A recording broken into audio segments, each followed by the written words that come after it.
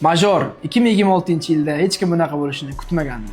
Naqd 32 jamoa, 1.250.000 dollar. Turnir boshlanishidan oldin Navi hamda Vitality komandasini ko'pchilik g'olib bo'ladi deb aytgandi. G2 komandasi ham favorit edi. Kutilmagan dunyoning eng zo'r komandasi Vitality Nanzi komandasiga mag'lub bo'lib turnirni tark etdi. G2 komandasi ham finalga yetib bora olmadi. Navi komandasi esa Falconsga chorak finalda o'yinni boy berdi. Turnir ichida yana bir tarixiy voqea bo'ldi. Big komandasi 0-12 hisobida mag'lubiyatga uchradi.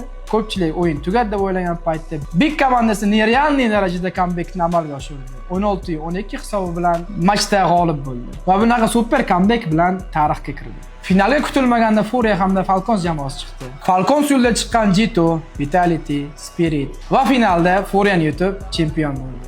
Niko o'zining 10 yillik orzusiga erishdi.